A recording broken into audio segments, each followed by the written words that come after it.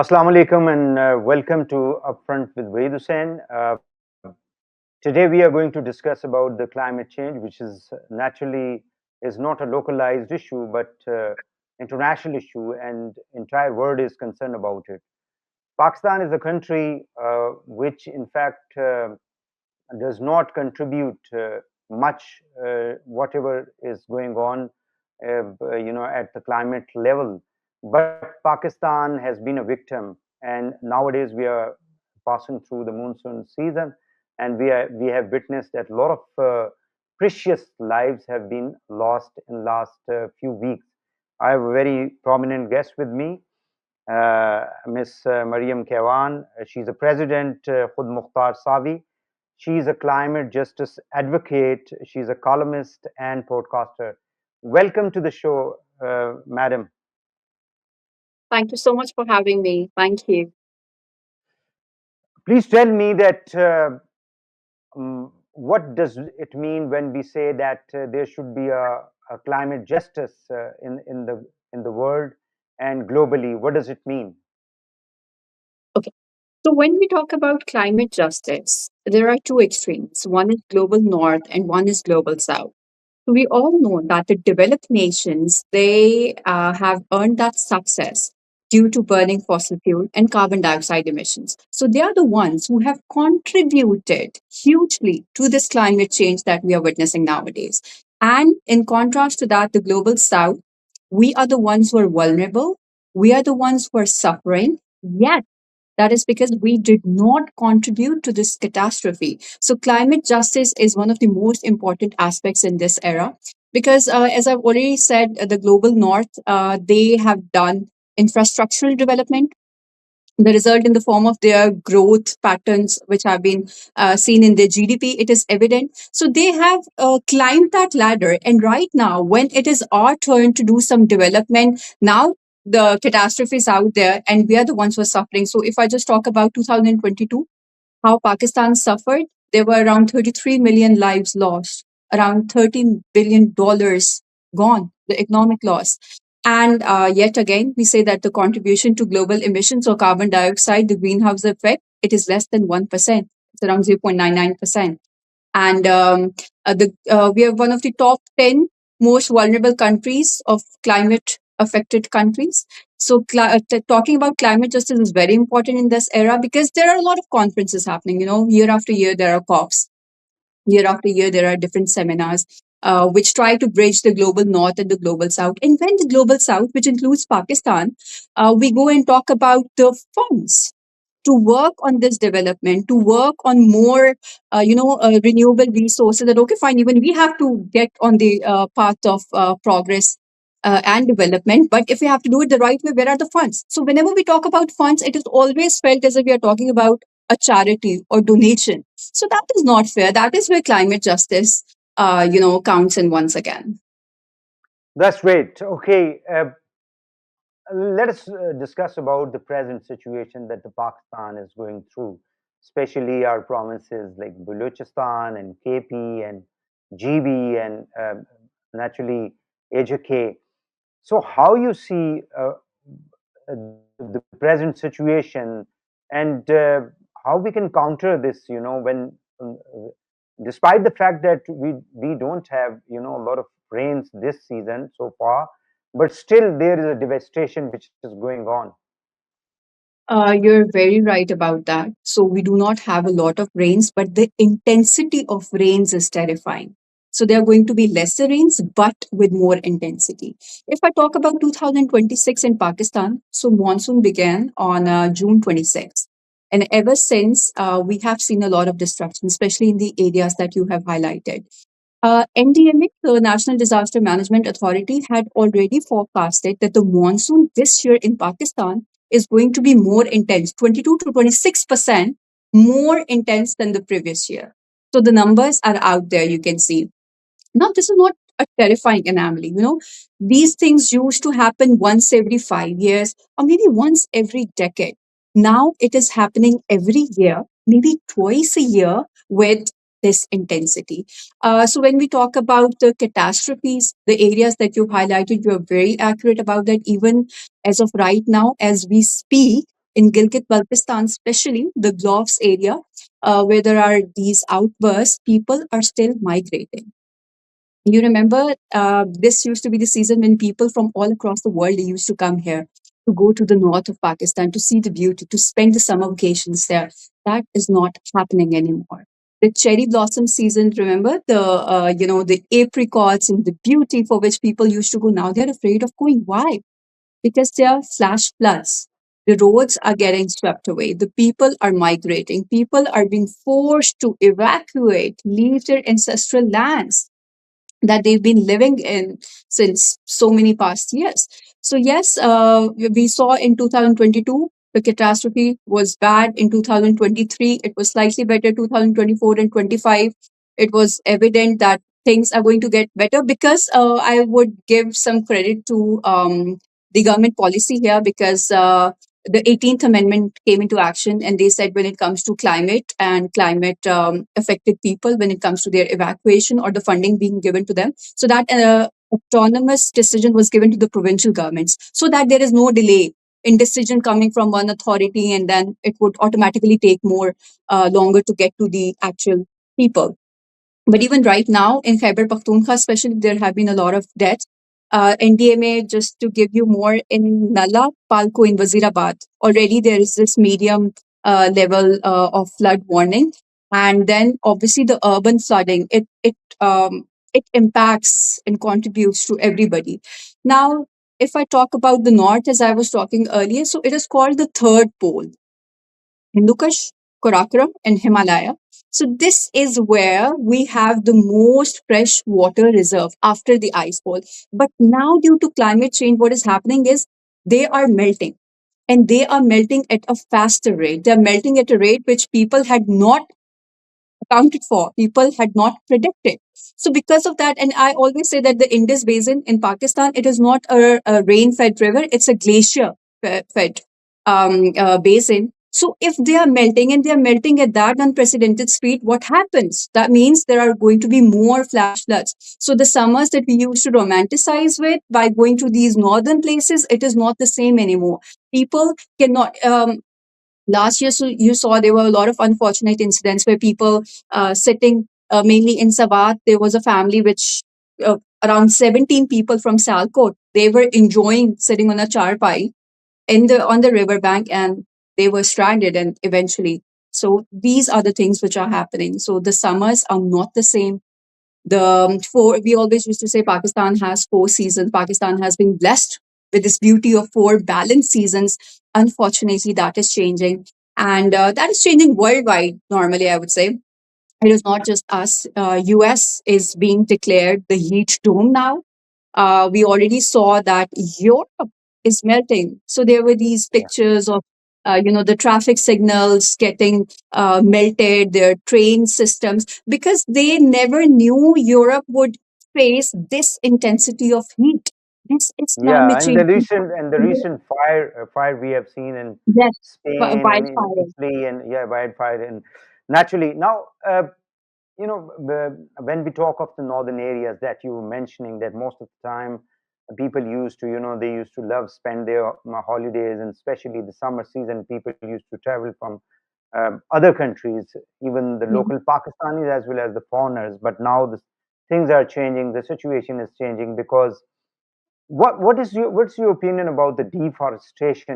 One, deforestation is structured, uh, that is being ruled by the government. There's a forest department. Then we see the mafias, who are involved in deforestation process, not only in KP but also in AJK, in GB. Do you think that that is going to also have a kind of negative impact? And then it also destroys our infrastructure. Naturally, access to all these places, these beautiful natural sceneries and places, is through the infrastructure, the roads, the bridges.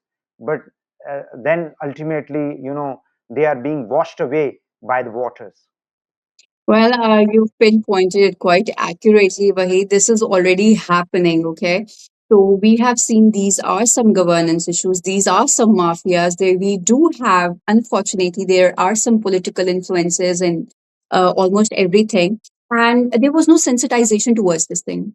People were not sensitized that, okay, fine, if we are cutting these trees and if we are having long, tall buildings on this land, that is just going to add to the infrastructure without having in mind the environmental impact. And unfortunately, whenever such decisions are made, so what happens globally is whenever such decisions are to be made, it is a comprehensive team that works together, which involves people from the law department, which involves people from the authorities, which involves people from the environment department, which or even involves people from the public. So they have a say from social services area, and then comprehensive decisions are made. But unfortunately, here we do not have that system working that effectively. So if somebody thinks that the infrastructural development is important, and what if I just do that to one area, so that one area here, one area there, overall that becomes a larger overall it becomes a larger mess that you have to deal with later. And we have seen that unfortunately happening over here as well. And now after even in this Sama river, there was this case which came forward in the earlier days. Then we see some encroachments, a lot of living housing societies on the areas which are not even permitted for these purposes. So, urbanization, these tall buildings, the infrastructure, that has caused this impact. And I would once again say this is because you do not involve people from all departments and people working in different areas. And this is also one of the major reasons whenever there are warnings about evacuation or migration, people do not listen to the authorities now because they feel left out. So if you have to change and work with people on the ground level, you have to involve people from the community who could be better influences there, rather than bringing an influencer, an authority, or even a bureaucrat saying that you need to evacuate these areas. So such things, yes, there are a lot of governance issues, I would say, and negligence, and areas which are not permitted for these purposes are being given to these housing societies, etc. But I always say nature has its own way. So nature or rivers, they never forget their path.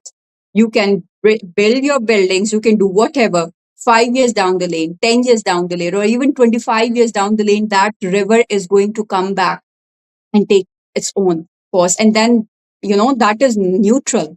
That doesn't care if the people living in those areas are poor or rich, if they have some authority or they don't, if they are the victims or they are the ones who contributed to the mess. It is ruthless. Now, there have been a debate on you know constructing water reservoirs, especially we talk about dams, and then uh, somehow this issue is being politicized over the maybe 3 4 decades in this country. Now, naturally, the water has to flow down. It has to, as you were saying, that the water ultimately takes its way. Its when it is flowing to the Arabian Ocean, on the one side, we complain, and there has been a lot of debate between Punjab and Sindh recently. Bilawal opposed. There was a kind of a idea that the water should be taken to those areas uh, which the government wants to cultivate for the agriculture purpose. Naturally, we had been a agriculture country, and our economy was based on agro-based economy, we used to call it. But now it is depleting. Even we don't able to fulfill our wheat requirements. And then naturally it goes to the sugarcane and other crops, even the cotton. So, do you think that we should have reservoirs starting from GB? Naturally, there are two dams which are under construction in GB, including some part of the KP areas. But then we also need, reservoirs down towards, Sindh and Punjab, and then finally to the Sindh.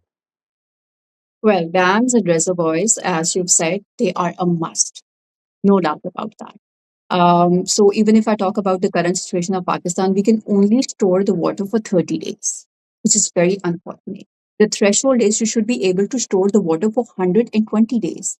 So you can see we are far below the threshold, which is also one of the reasons that when we say there is this intensity, there's a lot of water. So what are we not doing? Unfortunately, as you've already pinpointed and you've been very vocal about this issue as well, it comes between the provinces, and when it comes to the resources distribution, the own province I should think there is benefit an from. issue of trust. What I believe is there is an aspect of politics, but there is an aspect of lack of trust on each other. Yeah, and even the people do not trust the system anymore, I would say like that, Yeah, because they do not know what yeah, is going to happen. So a lot of promises, if they're being exactly, made to the public that this is what is going to happen, even if you convince them in the next 5 years exactly. or in the next 6 years, there is no completion. So if there is no completion, and only when there are going to be the next elections, you go to them, you go back to them, and you make the same promises, what is going to happen? And unfortunately, this pattern has been repeating since past decades. So this is like a vicious cycle. So this is also one of the reasons that people do not trust that anymore. So even if the intentions are quite clear, and now the government is adamant on making it, but obviously because of what has happened in the past, people do have those trust issues, I would say, and that is mainly because of files are being made, a lot of work is done, but when it comes to completion, there's nothing on the ground to show. So that definitely contributes to this. When we say the climate change, it's not only related to weather only, but there's a concept of economy. When the infrastructure is demolished, destroyed, washed away by the water, naturally there's a cost to it. When Mm. it comes to Punjab, when it is damaging the crops, when it is damaging the individual houses, it has a cost. Similar, it goes to Sindh as well. So, do you think that the big economies are involved in a country like Pakistan, which is already, there are a lot of economic and financial issues it is facing. It has an economic cost as well, and which we have to keep, the government as well as the international agencies have to keep in mind.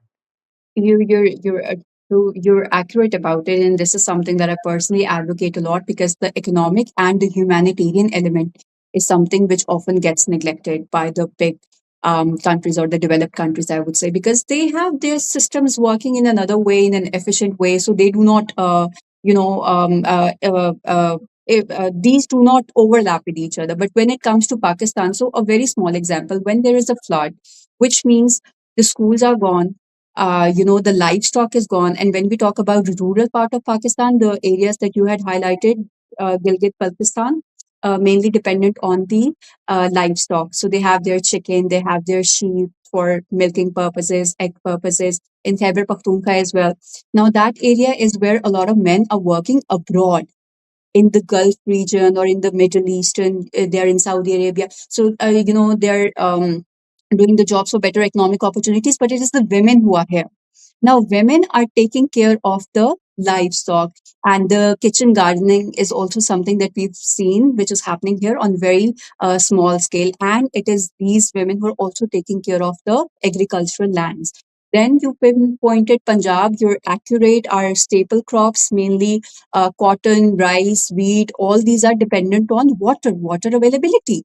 And when they're, which maybe in the next question we can put it, why that is being because of the Indus Waters Treaty, how that is becoming an issue now. So that is also another discussion. But then again, the intensity of droughts is going to be increasing in Balochistan and Sindh, especially the Tharparkar side areas. So on one side, we're talking about this extreme of water flooding away everything, and generating losses in terms of economic and humanitarian element level. And on the southern side, we're talking about the droughts and the scarcity that it brings along. And it always breaks my heart. So let me just share this fact with you. They say that in Pakistan, children under the age of 5, 44% of these children have their growth stunted. They are already malnutrition. They do not have access to clean drinking water. They do not have access to all the nutritional elements that they're supposed to be getting. Then we talk about women. Women are having weak pregnancies. which is resulting in early miscarriages, or even if the children are born, those children are underweight. So why is that? There was a lot of testing which happened, and in the end, they found out that it is due to defectation, open defectation, which also happens in Pakistan. Then they do not have clean water. And even as of right now, women in those areas, they have to walk around 5 to 6 kilometers each day to go and get the clean water. And now, because of the climate changing pattern, what El Nino and La Nina is doing, that is going to increase. So maybe they would have to walk even further. And then you also talked about economic. I would also like to add the schools element. So once the schools are gone, what is the cycle? What is the trust factor? Are they rebuilt again? So not really. There's a lot on the papers, but on the ground. So these gaps, they're just adding more and more to the, I would say, adding more to the fire. This is more fuel, and which is very unfortunate. Well, nowadays we are talking about governance and the system and all that. But we have seen that when the floods comes, most of the time these people living in Punjab and Sindh, especially the women, they don't leave their houses because of the fear, because we don't have a system that once their houses, their belongings are washed away, when they'll come back after a short period of a migration of a short period of time, maybe 1 month, 2 months, uh, they would they would face a lot of problems. Their land would be captured. So do you think Mhm. that, and then the anxiety that the people go through, especially the children, they don't have playgrounds, they don't have schools that you were mentioning, and the women, they don't have access to the healthcare. So the anxiety that the people go through, and the structure of our administration and government and the management, they are to having a kind of a moving towards two different poles. You have rightly pinpointed that. Honestly, Vaida, I think if we do not have this culture of talking about mental health as such, but if you carry out a test, especially in these areas, you would find out that every single person living in those areas is living with this constant fear and anxiety of what is going to happen. Are we going to be the next ones? Are we also going to die? Are we going to see another sunlight? And especially the people who are living in the temporary camping situation, which is basically happening right now in Pakistan as well. In a lot of areas, they're being forced to live in these kacha, the temporary facility of the camps. So they do not know what to do. Even last night, I was watching this video of Gilgit Baltistan, how people were migrating. So even the bridges are gone, and a few of them were holding their chicken in their hands, and they were walking. And when we talk about these areas, especially Khyber Pakhtunkhwa, so one of the major reasons when the study was conducted, and the reason was women are mainly dependent on their male counterparts for permission. Even if the authority is saying flood warning system, leave the house, they will not leave the house till the time they get a permission from the male counterpart. Can they or can they not? What to do with the children? What to hold? What to get? How to leave? So these trainings, after 2022 floods, a lot of work is going on, but still, I would say there is a lot more that needs to be done. Then another factor was women, because of the social and cultural norms, they are not comfortable with swimming, or sometimes they do not even know how to swim.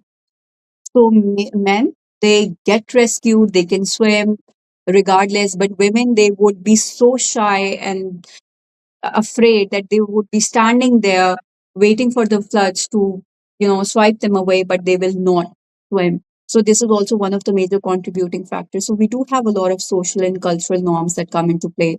There are a lot of reluctancies. There is a lot of mistrust. So even if the authorities are saying that you need to migrate, you need to evacuate, permission issues and such social cultural issues sometimes come as a hindrance. So there is a lot of need to work together as a team without having to care for, okay, you're the authority or we're the people or what is going to happen. Because this anxiety and fear, it is very real. And especially when we personally felt that when we were doing these donation drives in the flood affected areas, people were shattered and people were devastated. They did not know what is going to happen.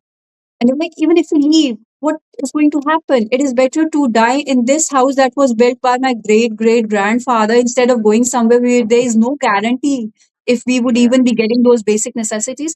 And you would notice this pattern that there is also this urbanization happening. So a lot of people who are moving, they're so afraid that they're already moving towards the bigger cities. They're coming to Islamabad, they're coming to Lahore, they're going to Karachi, etc. And these cities are already overcrowded.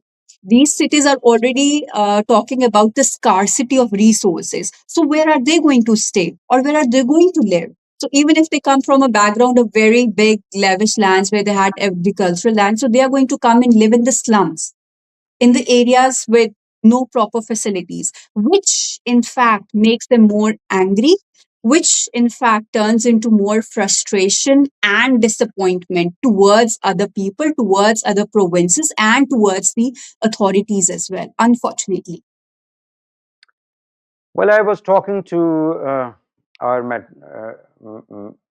meteorologist department, one of their senior official. I think that they do give information about the weather forecast, maybe 1 week, 2 weeks, 3 weeks, but then naturally our system from federal to the provinces, and then within the provinces to the district levels, and then to the tehsil and union council levels. Mhm. Do you think that there is a need of having a kind of we need to create a sensitivity among the officials, that whatever information is being passed on, or the communication which is being passed on to them regarding the weather conditions, or whatever disaster which is going to be in future coming, that has to be passed on to the people. Do you think that that is being communicated accordingly?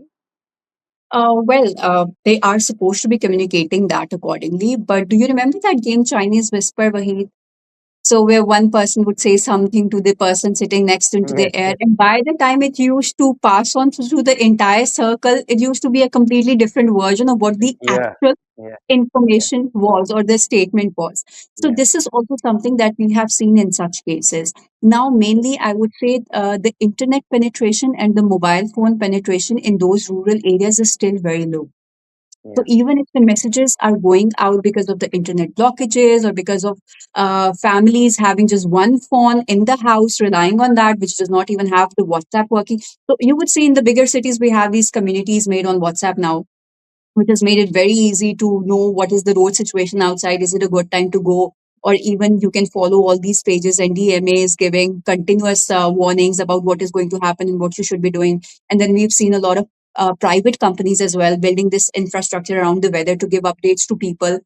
They're working in accordance and in alignment with different telecom companies, big telecom companies, which are doing this. But then again, obviously, it involves a lot of cost, and it becomes slightly difficult in how to deliver that message to the person who is out there. So by the time that is delivered to the ground root level, after passing all these steps that you had pinpointed from NDMA to the provincial level disaster management authorities, to the next level, to the union and districts and tehsil, and then even the civil servants in those areas, from community to community, there is a lot of gap, and we have seen a lot of mishap and misinformation or miscommunication because of this lapse as well. So which is why I would say that right now there is a lot of work being done to involve the communities from those areas. But then again, as I have mentioned, that mobile penetration and the social cultural norms and the WhatsApp restriction is sort of an issue. But if this becomes better, then things would be much much better. But then again, you say who is the influencer in these areas? I cannot be. Maybe you cannot be. They do not watch me in television, so maybe they would be more likely to listen to the mullah of their area, or the local teacher of that area. So it is important to involve them in this process so that they are getting these direct updates. yeah. We have this trust. So the opinion, yes, the opinion leaders, the opinion Yes. leaders. Now, just briefly tell me that the NDMA, naturally, most of the time they say that our responsibility is the coordination. When we go to the PDMA, most of the time they say our responsibility is of coordination. So how you see these two departments? It's not a two. In fact, we have a provincial disaster. this management at different provinces. So how you see their performance? Well, I would say after 2022, the concept of NDMA came because there was a huge debate on where are the early warning systems, where are the warnings, where is this relay system to tell people how to migrate, where to migrate, what is the wind pattern. So they obviously it did not exist till we had to face a destruction on this mass level. 33 million people had to lose their lives for an organization to get active, or even for the government to give that priority to climate change and flood management as such. Because unfortunately, in those days, economy, GDP, FDI is coming, the technological advancement, these were the main issues. These were the main agendas which were even getting the funding and the eyeballs. And a lot of work was being done on them. Climate was still on a very low level. Now we've seen that there is a shift. But then again, when I say there is a shift, there is a shift in terms of discussion.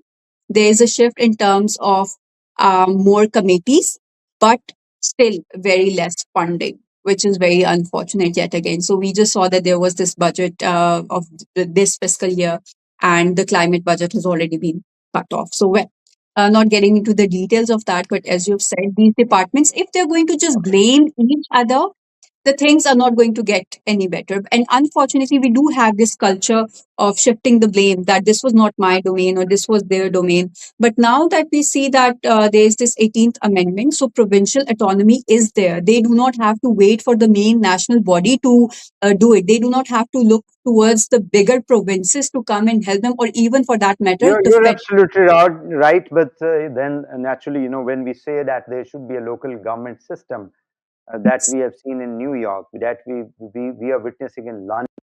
So the countries, the so advanced countries, but still they have a local, governments and local system where the local governments try to manage their local issues. There are And this rapid is fire something to questions. be tackled. Yeah. Yeah, rapid So, fire questions. First is one word to describe Pakistan's climate future. uh, I'm uncertain. I see our federal minister being very vocal. He's talking about climate justice, which I'm a huge advocate of, but I'm still afraid what is going to be the future because on daily basis, unfortunately, I'm seeing the human cost of that. So Biggest climate myth. What is the biggest climate myth? that using one shopper is not going to do any harm. The plastic shopper. So people just think one shopper is not going to do anything. But the life, the marine life, how that gets affected for 405 years because of that one shopper, it's an eye opener. Any one policy Pakistan should um, immediately adopt?